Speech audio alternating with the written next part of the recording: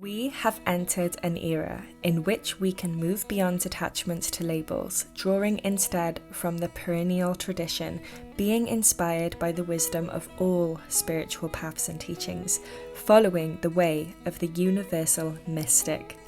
That was a quote by Philip Carr-Gomm, who is an author, psychologist, and a druid.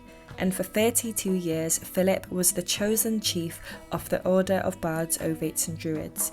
The current chief is Eimear Burke. Philip was the co-writer of the Book of English Magic and has many books on psychology, spirituality, druidry, and more. He hosts a podcast called Tea with a Druid and lectures on a range of magical and mystical topics, and recently Philip has been involved in the clinical research of the psychedelic mushroom therapy, in which we will talk about in the podcast. We will also be sharing our own experiences and encounters with the spirits of the British wilderness. Let's dive in. Hello everybody and welcome back to the Starlit Stories podcast. I've just given you a brief introduction on Philip and his credentials and what he's done in the past, and I would love to ask you, Philip, just to start off this interview, how did you, just quickly touch on, how did you get into becoming the leader of the Order of Bards, Ovates and Druids? And I know that this is something that you've written about. It's, on your website, and you've answered this in many, many different podcasts. So if someone wants a really in-depth, exploration, go to something else. But yeah, just quickly, how did you, come into that position? Okay, hi Stella. Yes, lovely. Yes, it's a question that has been asked lots of times. I've talked about it a lot. Let me try and answer it in a different way from the way I've answered it before. I came into it in the most extraordinary way that changed my life, really. I haven't had, apart from a time when I was a small kid, when apparently I told my parents that I saw a lady wearing blue walk across the room when I was about 5. And then I burst into tears when everybody laughed at me because it was really real to me. Um, I hadn't been aware of any sort of communications from people who had died. So it came as a great surprise to me to have the old chief druid, that Nguyen, I had trained with, appear to me 9 months after he died. And I was meditating one day, and he was just suddenly in the room, so present to me. And he started to ask me to do things and told me things that would happen, which all came to pass in this kind of tumble of synchronistic events that occurred that led up to being visited when my whole life was literally turned upside down, and my marriage of 17 years collapsed, and I'd lost virtually everything, and three people asked to meet on Valentine's Day, February the 14th. That's why I remember it so clearly. Um, and they asked me if I'd lead the Order of Bards, Ovates and Druids again, because it had gone into abeyance after Nguyen had died. It had become moribund, and they came to me and they said, you must lead it again. But he asked me in the inner world, but I felt reluctant because at that time I was doing a degree in psychology, and I knew how one's unconscious desires and semi-conscious desires can operate and fool one and all the rest of it. So I was really reluctant to proceed, but they invited me, and they were solid physical beings, and so that's, and then my life changed utterly from then onwards, and suddenly, yeah. Anyway, that's the answer. Mm. Yeah, nice. Yeah, I'm actually curious about your how you navigate these two worlds that a lot of people don't really bring together, the psychology and the spiritualism.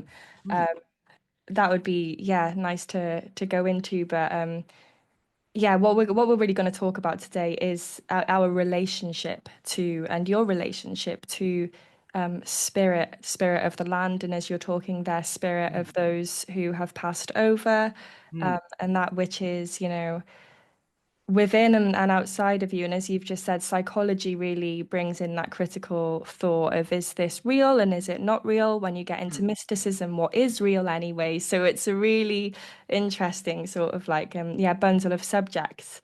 Um, mm, and we're going to go into the psychedelic world as well, which is right now, modern psychology, science, and medicine is bridging again this spirit, an ancient spiritual wisdom tradition across many indigenous cultures. This has been a fundamental part of their spiritual healing, coming now into this psychology, this modern way of healing, which is something that you're really good at doing, is bridging those two worlds together. mm. So yeah, the first question would be how, like, what was your introduction into the world of psychedelic medicine as a whole? Mm. Well, I think I'm kind of a generation that, back in the 60s, late 60s and early 70s, that was when there was, flower power and this whole I see it from a sort of spiritual perspective as a sort of mass initiation, really, of a whole generation of people. And so it was like this wave of initiation into other levels of consciousness. There was the Vietnam War going on. There was a kind of rampant materialism. It was the sort of you've never had it so good era. So there's so and yet there was this mass initiation that was taking place amongst young people. And so that was occurring for me, but I was also interested in spirituality because from the age of 11, it started really young for me. I read a book about the Buddha when I was 11, and the whole world of spirituality and the search for enlightenment seemed to me the most important topic, the most interesting thing to pursue. And so I'd been following that by then I was sort of 17, I suppose 18. So for sort of 7 years really. And then Timothy Leary, there were sort of two camps really in the psychedelic world. There was the Ken Kesey lot, the electric Kool-Aid acid test lot, which were very much the kind of party animals careering around the countryside, taking psychedelics in any kind of set or setting, in any kind of setting. And then there were the two Harvard psychologists, Ram Dass, Richard Alpert, who became Ram Dass, and Timothy Leary, who were the ones who had their psychological training and also were interested in Buddhism. And they said, "Hey, no, this isn't for partying. This is for accessing deeper levels of consciousness and spiritual illumination." And they were the ones that appealed to me. And so that was the path I adopted. And then for many years, after having very illuminating experiences, and at the same time training with my Druid teacher. So I had these sort of very different worlds of sort of, visiting this elderly gentleman in his house in Barons Court in London, learning about Stonehenge and Druid lore and so on. But then, being with friends, taking psychedelics and having these extraordinary mystical experiences. Um, but then, as I've discovered in talking with people of my generation as well, that this pattern occurred where I actually knew that I think Ramdas put it as, when you've got the message, hang up the phone, which is Mm. you don't just keep taking the stuff, you stop and then you try to change your life and to have more of these kind of transcendent or extraordinary experiences under your own steam, as it were. And so that occurred to me. And in addition, what happened was that my sister it triggered a psychosis in her. She was 3 years older than me. And I spent the following 50 years visiting her in psychiatric hospitals and halfway houses, seeing the effects of that, which is why I've always been cautious about the use of psychedelics, whilst recognizing the huge potential they have for healing and for mystical illumination, but also being cautious as well. So I've even forgotten what the question was now. Yeah, it was yeah, great answer. It was yeah, your introduction Oh, the into the introduction. So world that of was the psychedelic introduction. medicine. Yeah, Yeah. yeah. Yeah, I've also had not necessarily plant psychedelic, but yeah, drug-induced psychosis in my family. So I've witnessed that as well. And when you've had the both the mystical experiences and you've seen that as well, it's yeah, the caution has got to be there, and we've really seen the worst and the best. It's like the light on the dark of something, isn't it? Which is where the modern science is actually really, really important with the world that we live in and where we operate today. Absolutely. Yeah, Absolutely. so Ram Dass, wonderful. I absolutely love Ram Dass. After my first mystical experience, I came upon Ram Dass and I'd read some of his books, and I was like, okay, I'm going to be here now. And I Yes. still that this the short simple messages that he had can still just profoundly take us me out of the mind and the chaotic mind, just that memory of him and just seeing him. It's like yeah, what a profound person, what a profound man. So that's yeah, that makes sense with your generation and how old you were, that yeah, that was your entrance into it. Yes. Yes. So it's interesting. You've had similar experiences. Absolutely. And it's very sobering when you've experienced the effects of psychosis triggered by psychedelics, but it doesn't change the fact that you also discover that they can be hugely helpful. It's just you've got to be a little more cautious, perhaps. Yeah, Mm. yeah. So yeah, so what's the role then that you have seen them play in the modern world and the people around you in terms of the studies? Because I know that you were involved in some studies with psychedelic plant. Was it plants or yeah, what Well, medicines? If you could go into that, that would be nice. so go there. Yeah. Well, what happened? You asked just a little bit earlier on about you talked about the two worlds of psychology and spirituality and how they uh, and for many years they kind of ran in parallel in my life. So I trained as a psychologist and then as a psychotherapist and so on. I've been doing that for the last 40 years or something.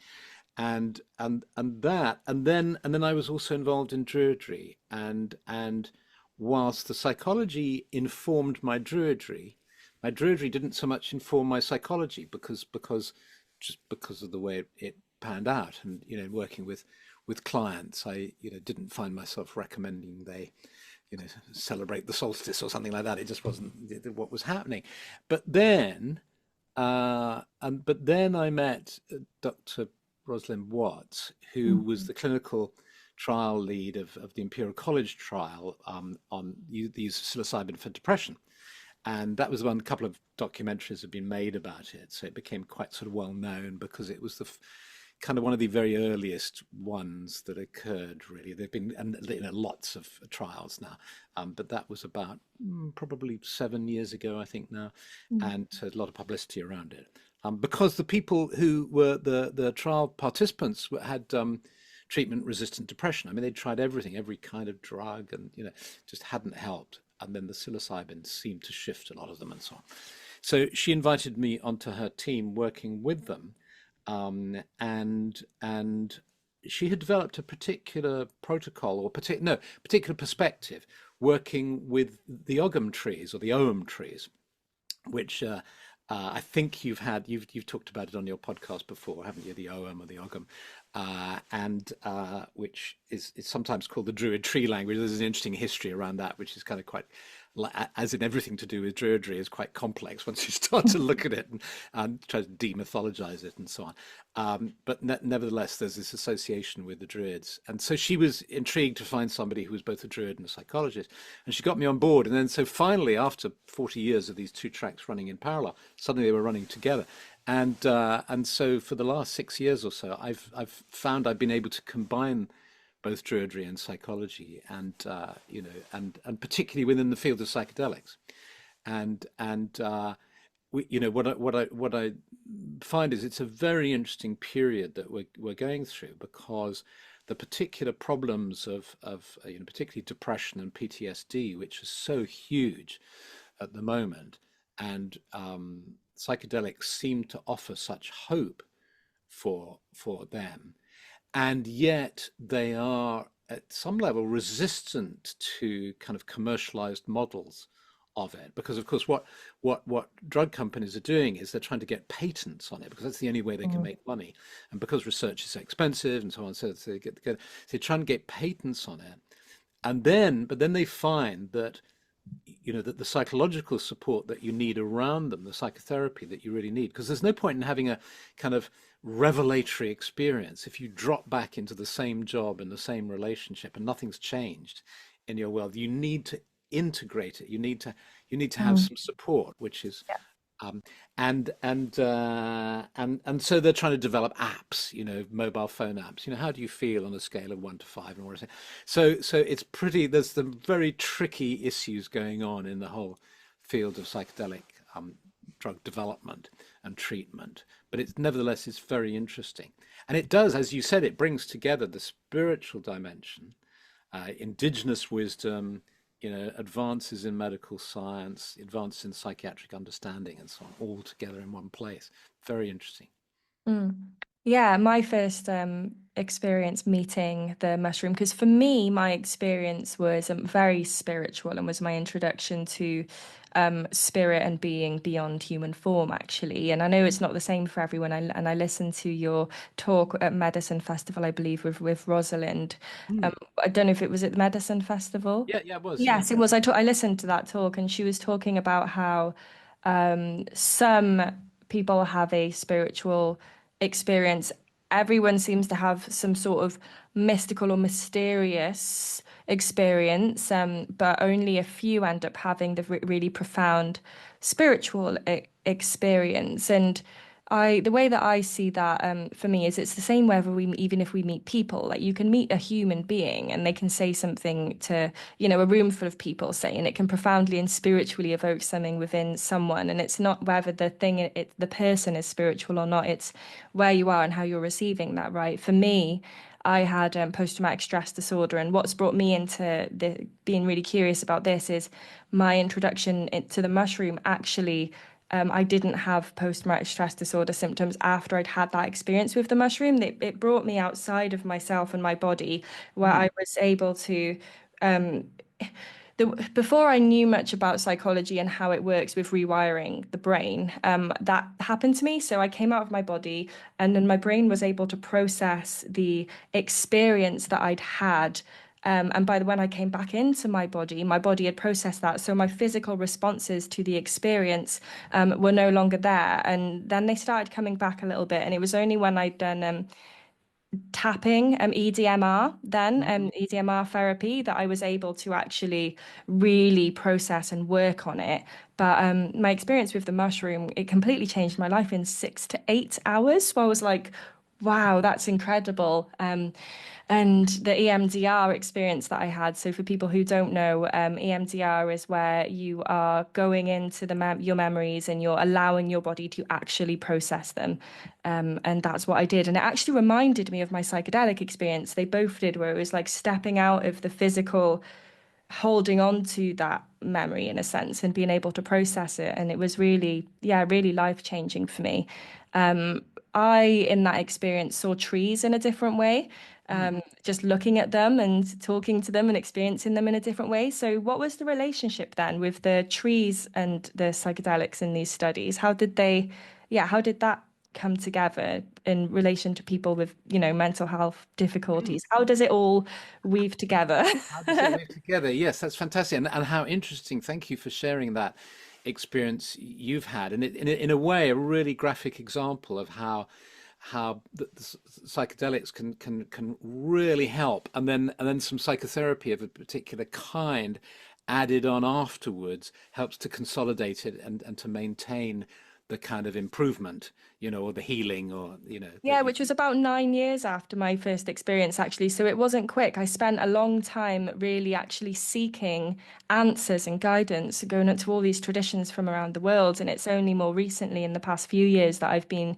coming back into these native traditions. But and that's where I found Ram Dass. I'd had my experience, and I was like, no one else wants to experience the present moment like me right now. And I found Ram Dass, oh, he does, he gets it. Then I found communities that he was in, and it was like, Oh, fantastic. Fantastic. Yeah, And yeah. the EMDR, did you do it quite soon after the psychedelic experience, No, that was 9 years after the 9 years psychedelic later? Okay. experience. Yes, Yeah, yes. yeah. So there was that Okay. longer period in between of no psychological integration Ah, okay. between that. And luckily, the woman that did my therapist who did the EMDR with me was familiar with psychedelic research because in Cardiff they're doing psychedelic and ketamine therapy research, I believe, at the moment, and some people Right. on her team were familiar with that. So I was able to talk to her about that then as well. Prior to that, I hadn't met any therapists that knew of that psychedelic world. So Yeah. Yeah. yeah, yeah. How interesting. Yeah, no, that's fantastic. And as regards your question about trees, it's really interesting. But in Druidry, of course, trees are central to the Druid tradition. Even though the word Druid means sort of oak, sage, if you like. So trees are central, and the sacred grove, the clearing in the forest where you work, and so on, hugely central to it. So Druids are lovers of trees, and one of the sort of fundamental meditations we do is we do work with meditative work with trees, becoming a tree, feeling yourself rooted in the earth, connecting with the mycelium, with the roots and the soil and so on. So it can be tremendously healing and so on. And then what you find is that different trees have different qualities, uh, and and the in the ogam, those different qualities are talked about and so on.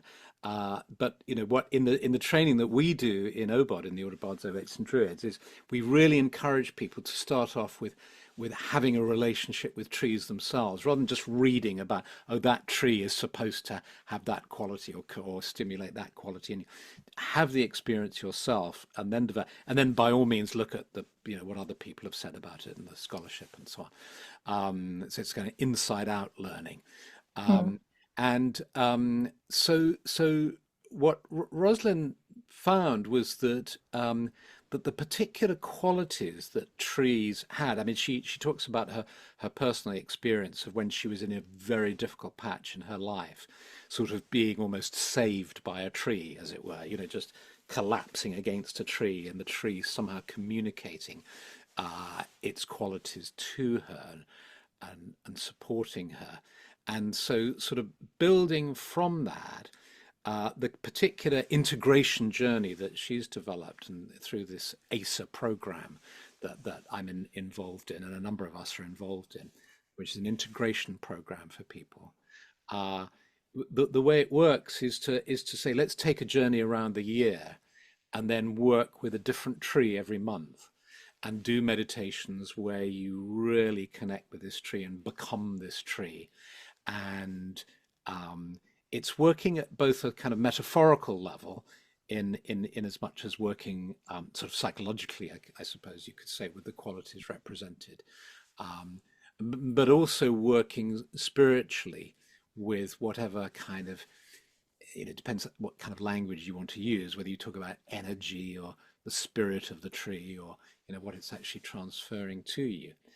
Um, so the idea being, really, I think, what's happened, if you look at the story of psychology, is that gradually we've become less and less solipsistic, to put it that way. So in other words, I mean, put very briefly, the story of psychology is, Freud comes along and says, hey, look, you've got an unconscious, and there's all this stuff down there and these repressed things that you haven't dealt with. Let's establish a telephone link with the unconscious. You say, oh, okay, there's more to me than meets the eye, and there's all my unconscious as well. Okay, I get that.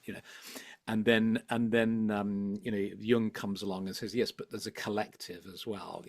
Oh, yes, of course. And then you do establish that, and then the transpersonal guys come along and say, yes, but there's also deity and so on. And then finally, ecotherapy comes along and says, yes, but there is an actual world out there, and there are trees and so on. Oh, yes, oh, yes. So it's like gradually, and it's kind of accepting. I see it as this very natural and obvious kind of evolution to us, realizing that nature, that we are nature, and that we're supported by, trees aren't just pieces of sort of wood out there in the garden and in the forest, but are beings that can support us. And it sounds like you had that experience, with psilocybin. where you actually become aware of. It's essentially it's a sort of animistic experience, isn't it, of the earth coming alive, and you seeing that Yes. these are beings and creatures, and and that you can have relationships with them, and Yeah. yeah. Yeah, the wilderness is conscious and aware, and that's what it Mm, taught me walking around down my street. The difference in my feeling and experience from when I'd left the street and entered the park. And mm. that was when it was like, oh, okay, each blade of grass, each leaf, it was just, yeah, really, really incredible. So for the Wheel of the Year journey, I guess that she takes you on with the trees, is that integration after the psilocybin medicine, or does she do that on its own as well, I'm guessing, but is that what it is, or Yes, so it's an integration program that is offered to people, and in fact, different people will be approaching it in different ways. I mean, Mm, some people will be using it as post an experience of integration. Some people might be using it for preparation.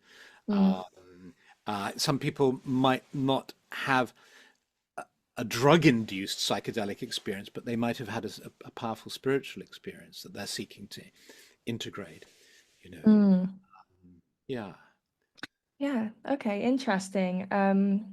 Yeah, so do you have any intuitive feelings or ideas around what the relationship between the people here, sort of pre-Christian, and this is like we don't know, you don't know, no one knows.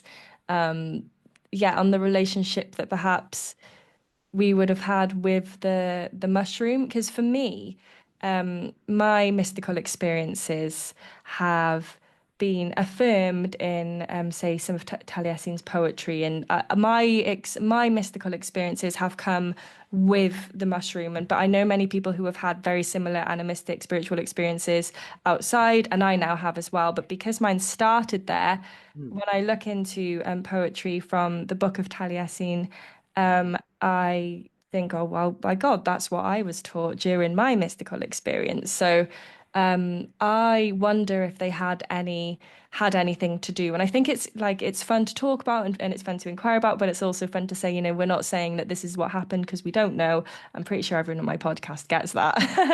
Yeah. But have you had any ideas around that?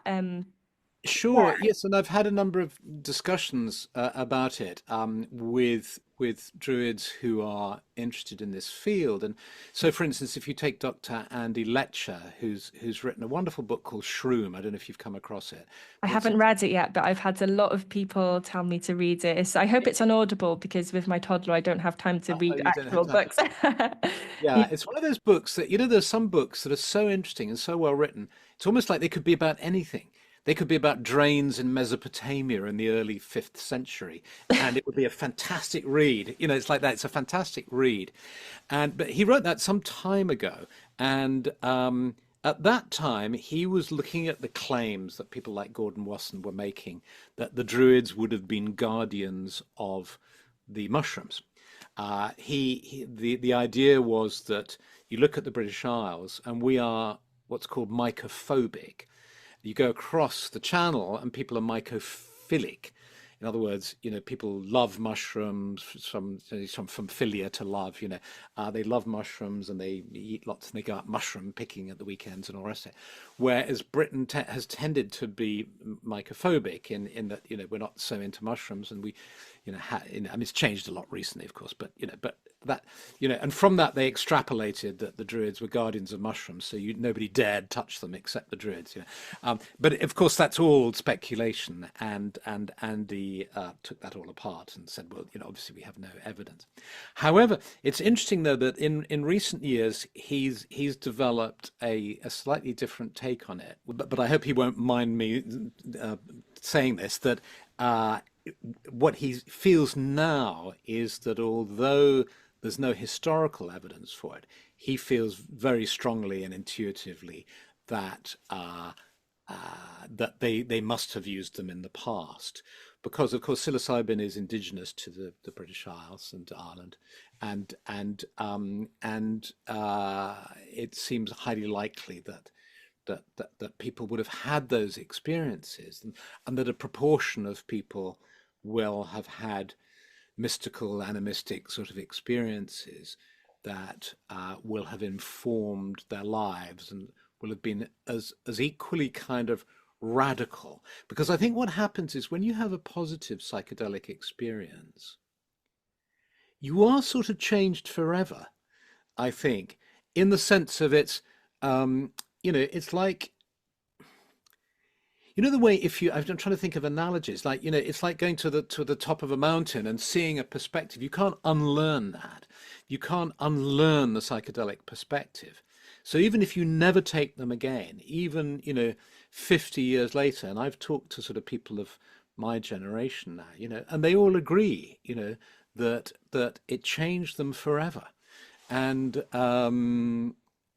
and so the kind of spiritual and cultural implications of that are really, quite profound, I think. Mm.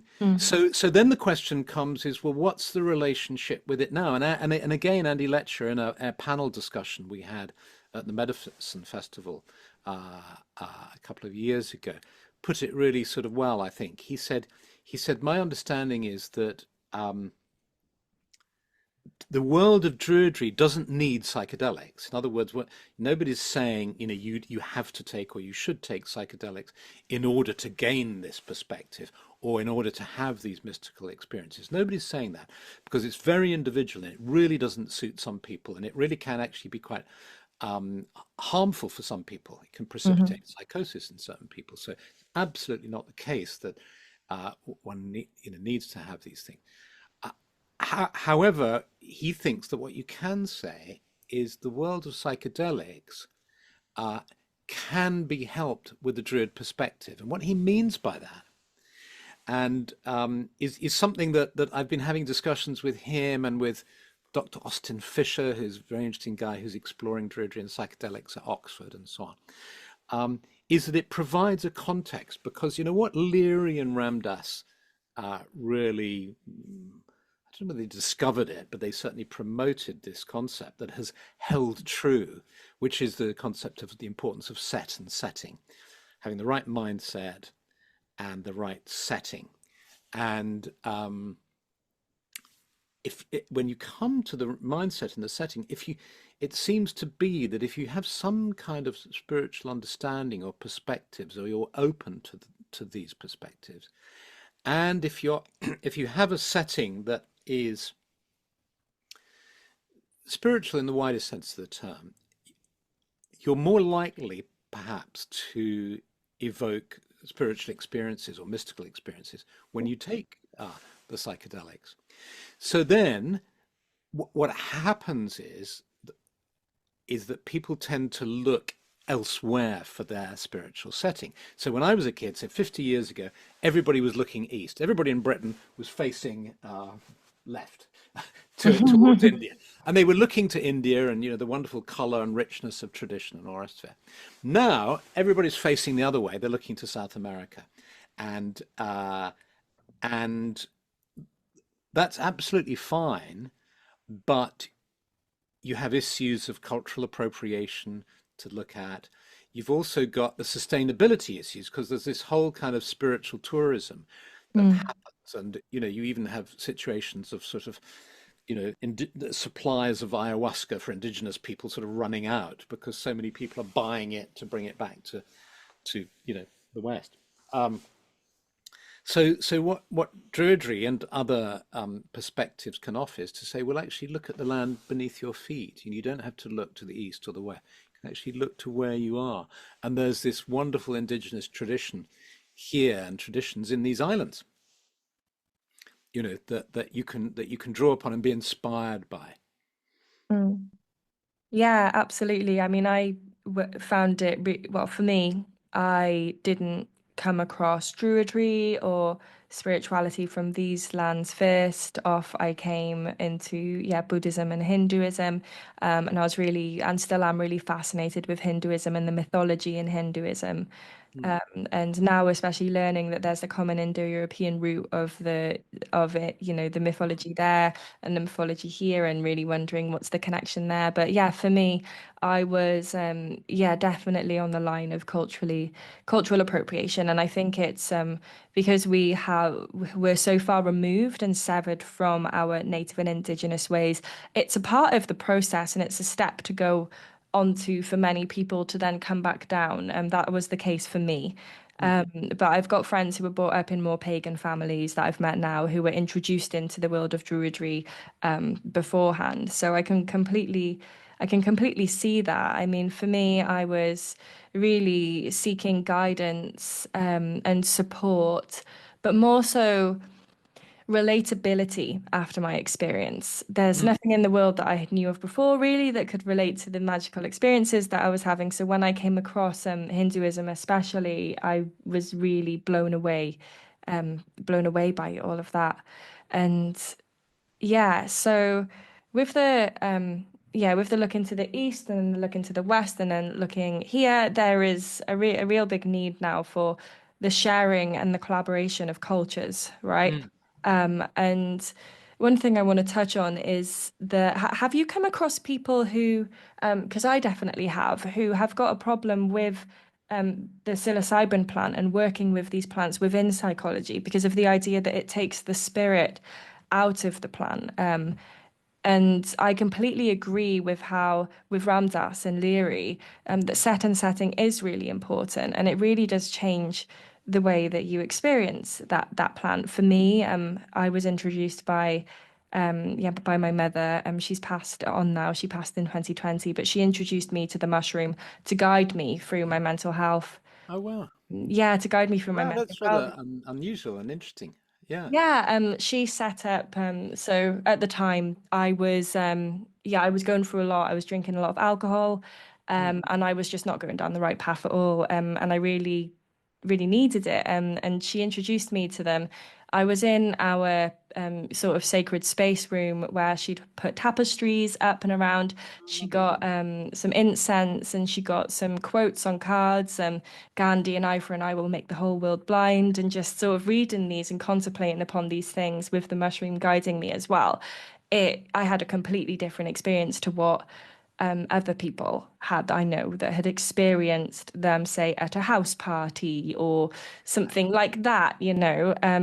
She was, that's rather extraordinary. I mean, what you're saying is that your mother was your initiator, really, this initiatrix role, this, which of course Ceridwen is in the Taliesin Mm. story. It's very beautiful that, the goddess, because the Arwen comes Yeah. from the goddess, the mother goddess, so that's beautiful. That's very touching. And Wow. I've not thought about it like that, but that's really profound because the local mountain to us is where she collected them from. Um, Mm. and I didn't know that she had a relationship with them. She was more hippie than spiritual hippie. And then I came out of that experience with really profound spiritual insights that even she was like, "Well, I wasn't expecting that. I just wanted to help Wow. you sort of get out of the addiction and things like that." Yeah, yeah. But the experiences that I had and the insights that I had really truly reflect the story of Taliesin for me and the way that I approach that story. Mm. Um, Mm. Well, and of course it is. I mean, it is like a psychedelic. I mean, there's this psychedelic theme in the story, isn't there? In as much as there are these, these three drops that he ingests, and he has this experience of illumination, mm, transformation. Yeah. yeah, and with a lot of the Welsh mythology and the Brythonic mythology and the lore here and the fairy lore here, there's this out of time and experiencing time in a different way and the eternal Which is one and of the the key beauty. characteristics of the psychedelic experience is this change in your perception of time. Yeah. Exactly. So you can only imagine how I felt after years I'd been exploring Hinduism and Buddhism and all of these other things, and then found the Tale of Taliesin years after. I was like, Wow. okay, okay. Yeah. And that's really what this Starlit Stories and all of this is about, really, is to have a platform for people who were like myself, struggling to find information, really, because when you sort of, for me, the words that I had to describe my experience, when I put them into the internet or into a library, I was not given books from our culture, Yeah. and that, yeah. And I think you've alluded to it already, but I mean, it's worth sort of stressing perhaps that that it's not a choice you have to make, or dichotomy between being interested in the, say, Eastern religions, the Dharmic traditions, and in the indigenous ones in these lands, because there is this common Indo-European root. So it's like if you sort of go deeper down into the roots of the culture here, you get this Indo-European connection, and you see these interesting parallels, and so on. Yeah.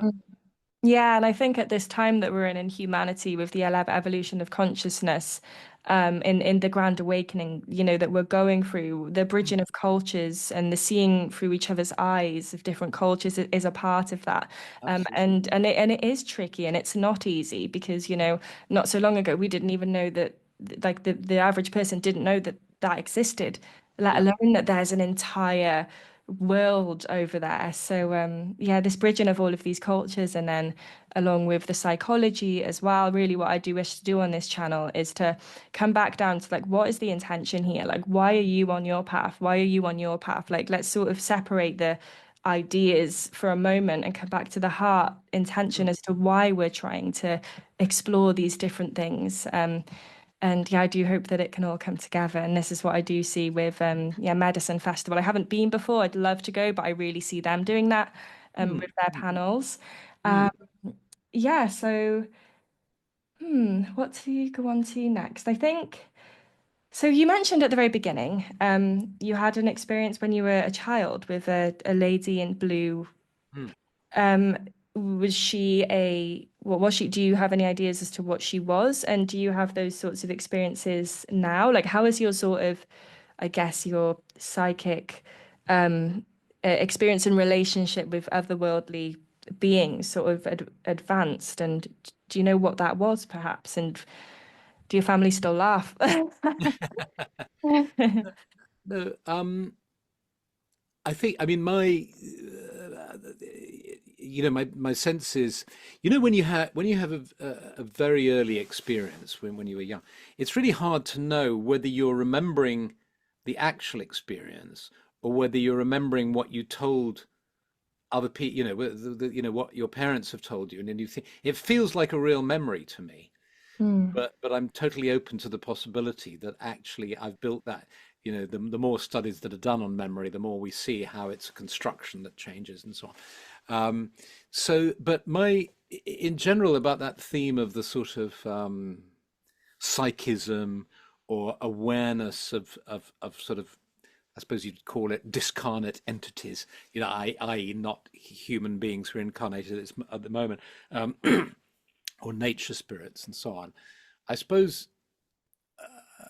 one way to put it is, I feel as if I've had a number of experiences. I don't feel or sense myself as somebody who is a psychic.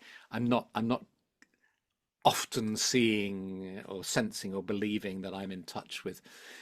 I've just had, one, two, three, four, five, maybe half a dozen, maybe 10 experiences in my life that have been, felt really strong. And in a way, having them occasionally perhaps makes it more powerful. It certainly makes them sort of stand out more. Um, because they're not my usual kind of experience. For instance, I was with my father-in-law in my first marriage. Um, sorry.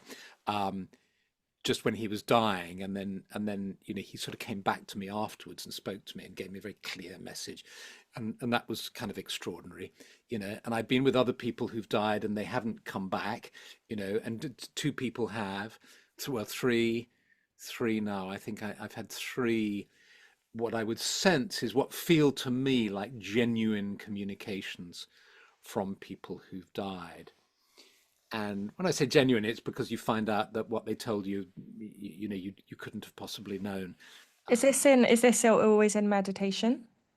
Or can it be Uh, spontaneous? one, two out of three in meditation, and then one in going into sleep, in that sort of hypnagogic state. Um, so I think, and likewise with nature spirits. I was in Ireland once, and I had this extraordinary kind of sense of this encounter with the spirit of a mountain. I mean, it's a hill, really, Mount Leinster. Big, big, wonderful hill. And then I was in Ireland. I was taught a wonderful method of sort of traveling in other realms of consciousness by Olivia Robertson, who's died now, but she studied the Fellowship of Isis. She was at Huntington Castle, and I went and lived there. I dropped out of university, the first time I did university, and went and lived there. And she taught me this incredible method of sort of traveling in other realms of consciousness, which provided me with incredible experiences of which I would say was sort of after the intensity. The thing about the psychedelic experience is it's, I suppose, the most intense you can have because, of course, it's stimulated by something you've taken. However profound a meditation is, or however strong an experience is, it's perhaps never going to be that sort of visceral or prolonged as something that comes from psychedelics. But sort of in second place is this method that she taught. So I had various encounters with her. So that's kind of it. But most of the time I'm very down to earth and kind of terrestrial, I'd say. Yeah, what was your experience with the mountain spirit like? It was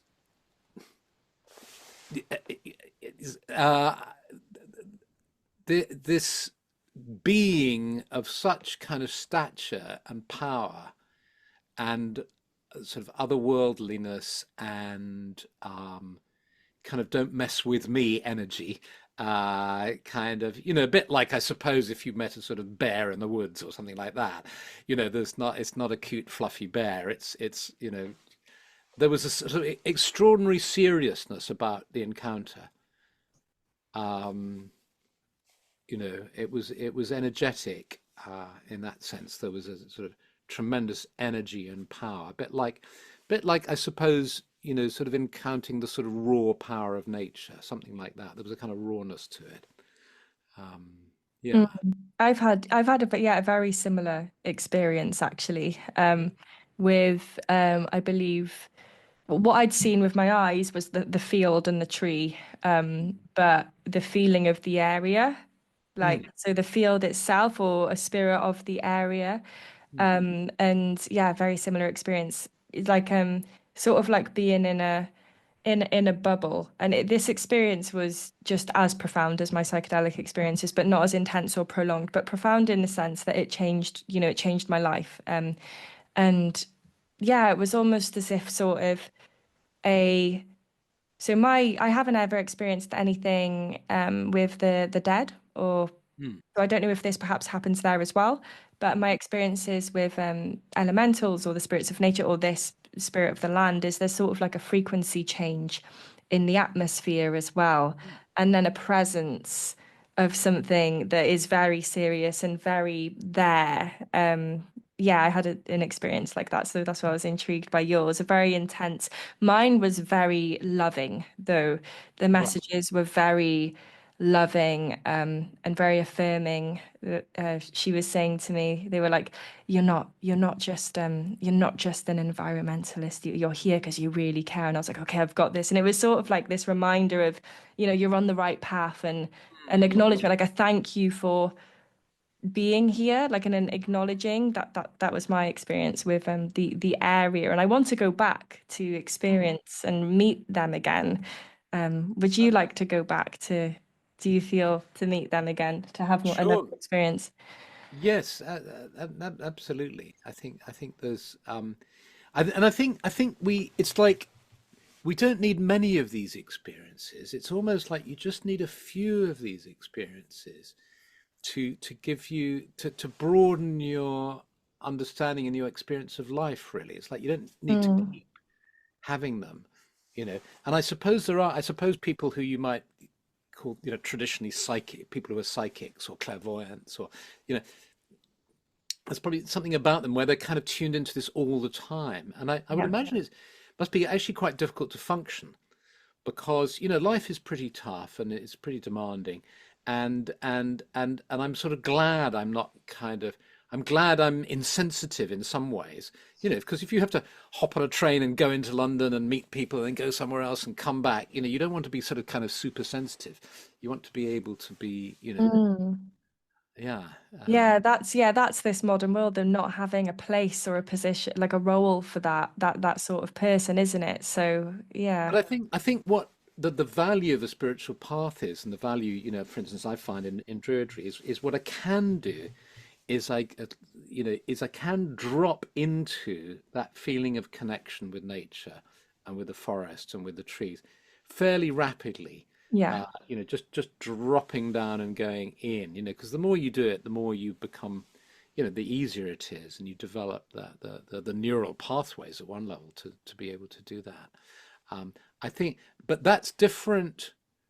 That's kind of proactive on your part. I sort of drop in and down is the way I describe it, and then I'm with the trees and I'm in the sacred grove. mm, That's different to being sort of receptive and receiving impressions from nature or from it's more a proactive mm. use of your consciousness and your ability to work with your consciousness, I think. Yeah, for sure. For me, the experience I had with this being, the only thing I'd wish I'd done that I didn't was ask questions. Because I feel that there would have been answers that I can't get anywhere else. Questions about that specific place, guidance as well. Like, okay, Yeah.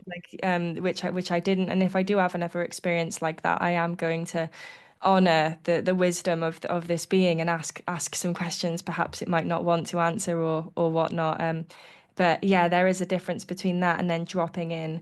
Um, s- the experience I had there, it was very like me and this being two Yeah. separate entities communicating. But I've got some woodlands behind my house, and I go up there to seek guidance from the area, and it's different because it's a sort of a curious like listening out. Oh, okay, that bird's telling me to go this way. Oh, I found this thing. It's like this whole communication happening with the whole area, Mm. as opposed to like one being, which One is being. yeah.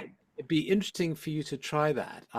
I went for a walk one day just down towards the woods, sort of down in that direction, and I became aware of this being next to me, and it had this kind of angelic quality. That was the only word I could use to describe it. It had this sort of kind of angelic quality, very special energy, and and I walked on, and then after 5 minutes or so, it sort of faded, and I carried on walking, and then I had exactly the thought that you had, which was, well, why don't you communicate? I mean, it's like you've just accepted this. You say, oh, there's that's Yeah. extraordinary. Have a chat. So I turned around and I walked back, and I went into this little house we've got in the garden, this little sort of garden hut thing, sat down and closed my eyes and sort of said, can I actually chat with you? And I opened my eyes, and right opposite me was a little postcard that my daughter had put on the wall of an angel climbing in through a window. Just and I used it for the cover of the little. So I made it. I turned a conversation into a little book, because I then asked questions. I said, what happens when we die, and what's the meaning of life and stuff like that. And it was the easiest little booklet really that I've ever written, because I just got answers and I wrote them down. And it's a little thing called Winged Psyche, which I published. And I used this postcard because this lovely sort of synchronicity of finding this postcard Mm. that's the cover of the book. Yeah. Interesting. Yeah. So w winged as in like wings. Yeah, yeah. That's really interesting. Okay, so just behind my house, I luckily live in an area of North Cardiff that's got some protected woodland, Mm, an ancient beech woodland, really small strip. But if you look on the map, it's like this bit's protected, and it's so mm, small, but it's just behind my house. And I went to meet the spirits of the area for the mm, first time, like officially introducing myself. And I didn't specifically go with a question in mind, but I went to open myself up to guidance from the area. And I drummed myself into a state of trance and then put Mhm. my drum down, offered to the tree, and then felt like each tree was guiding me somewhere, just a knowing that Mm. I've got to go here. And I went to somewhere that I'd never been before. No, sorry, that I'd been a lot, but no one ever goes to. It's an area that you just wouldn't go into these brambles unless you knew it was there. Mm. Um, and there was a purse there. And on this, it was a red purse, Mm. and it said the word freestyle with a butterfly on this red purse that looked brand new. And I was like, okay. So I was introduced into poetry through being a rapper. So I'm Mm. really interested in the bards and the rap and hip hop and how they all come together. So I thought, okay. And this is one of the most unbelievable experiences I've ever had. But I took the purse and I went and sat down, and it was like freestyle. And I Mm. hadn't freestyled for ages since Mm. since having my son actually. And I started drumming Mm. and freestyling, and then butterflies surrounded me. And the more I was drumming and freestyling, the more butterflies. And I was looking at this purse that had a butterfly with the word freestyle, and I was like, wow, like just incredible. Similar to you, that was just the answer. And there was no conversation. It didn't feel like there was one specific being there. It was perhaps there was guiding the butterflies or something, or communicating with them, or It's yeah.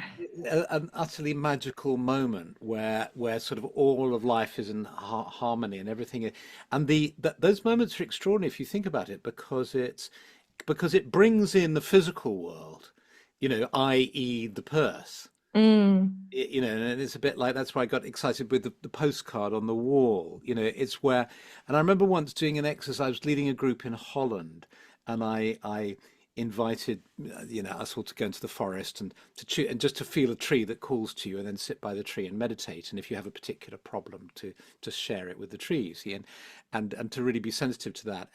And when we got back and gathered in the circle, people were sharing, and this elderly lady started crying, and her story was that she followed the instructions, and there was this little tree that was a little sort of small sapling that wasn't particularly majestic, and she was thinking, no, I need to go to something more sort of solid and all the rest of it. But it kept saying, no, no, come with, sit with me. So she ended up sitting with that tree and doing the exercise and tuning in.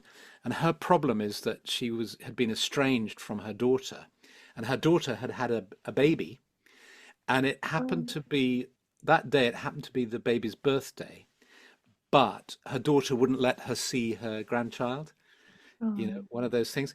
And she sort of explained this problem to the tree spirit, and all that. And then she opened her eyes and saw a patch, because I said, maybe there'll be a gift for you by the tree, or, something you can. She saw a patch of red that she thought was a red leaf, and so she stretched out her hand to pick it up, and it was actually a rubber balloon that was there, and it was, that had become deflated and sort of hidden amongst the thing. And she pulled it out, and on the balloon it said "Happy Birthday," you know. And so this triggered this Yeah. whole thing, and so it is lovely when the sort of physical world is conspires to assist in the magic. It is Mm. wonderful. Yeah, balloons seem to come up, don't they, a lot in these sorts of experiences. Like lots of balloons, Oh, not really? quite. Yeah, yeah, just like from listening to not to just go off topic or anything, but I used to look into the Bigfoot mysteries, and balloons seem to have a lot to do with them and high strangeness. High strangeness is like looking at all of these. Have you heard that term before?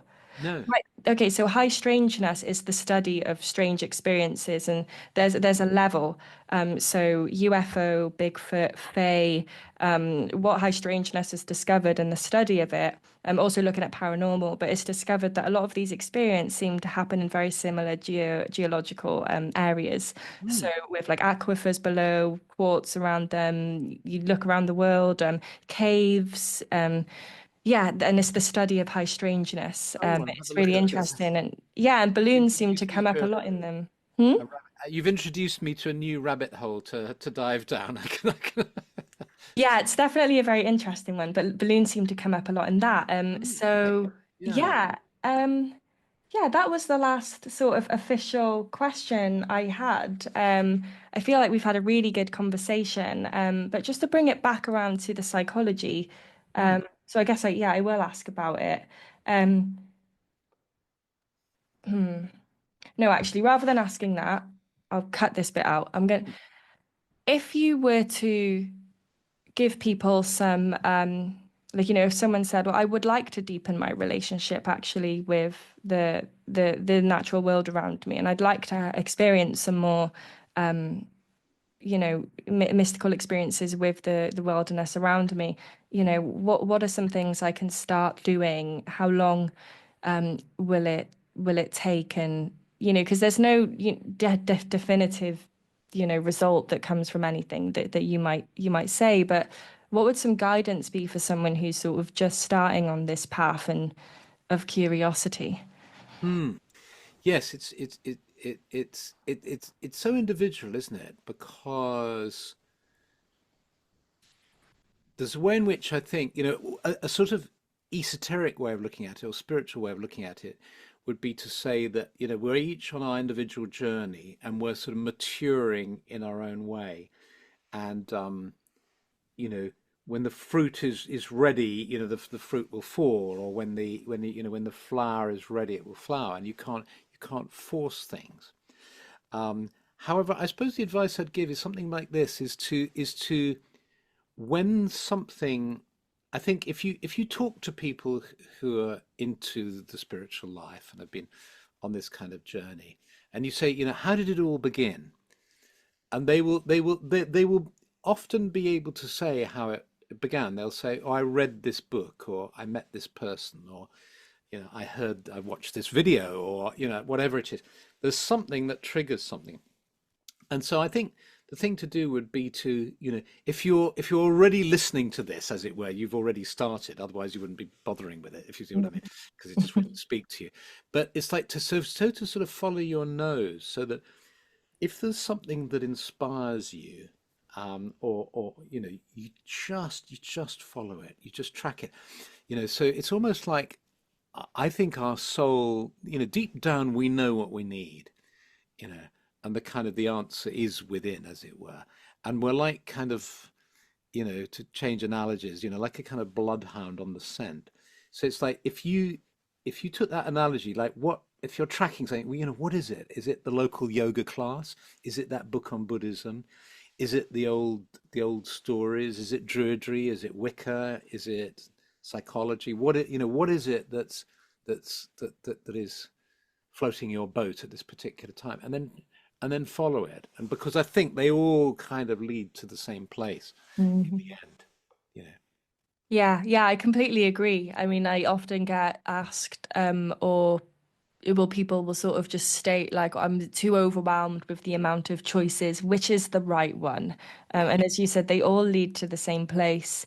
And whatever you're feeling called to within the most in that moment, and maybe an hour later, you listen to a podcast about something completely different, but you might actually have an insight that brings them both together. And that's where the beauty is. That's where it is. It's within you and your experience, isn't it? Um, but more so for people wanting to connect to like spirits or conscious. The best way to describe it is, for how can people become more aware of the wisdom of the wild world and the wilderness and the consciousness within the wilderness. So not just sort of any spiritual or mystical experience, but for someone who might just walk into a forest to walk their dog, how, in a year's time might they walk into that differently if they interact with it in a different way?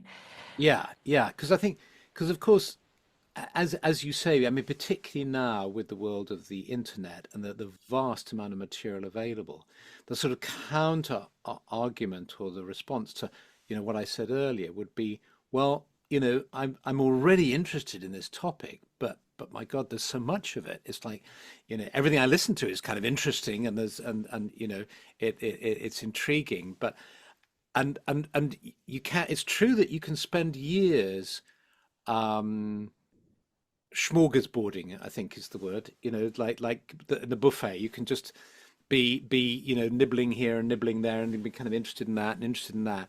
And there comes a time when we need some kind of containment. We need to say, look, I'm interested in all this stuff, but actually I'm going to hunker down and focus on, whatever the thing is that you're interested in, or the but because, but in terms of, if you're saying, if it's the natural world and the wild wood and that's calling to you, which was what you said, it's like what what to go for. And I think it's, I mean, for me, it's meditating in nature. And if you can't be in nature, it doesn't always have to be outside, because there are all sorts of reasons why that may not be possible at the time. Um, is to be at home, and I mean, that's why as Druids we use the sacred grove as our sort of meditative tool, really, and that's why on those um, That's strange. it's gone all psychedelic, hasn't it? It's how on earth has that happened? I haven't done anything, I was just sitting here, wasn't I? Yeah, maybe if you click on and off on your camera thing, the video camera. Isn't that odd? Isn't that odd? Well, maybe this is the answer, guys. This is the answer. Just tune in to this podcast, and you'll eventually become I've become ethereal. I'm a kind of spirit. You Spirit. I'm no longer a human being. Um, I'm.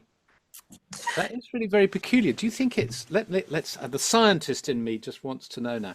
Is it a bit of smudge stuff the. that's gone over the camera? Yeah, there we Something must have. go. Something must have. Yeah. Okay. There you go. Yeah. Oh, what a shame. I've demystified it. Would it be much more fun just to leave it like that, wouldn't it? And I disappear in a puff of smoke.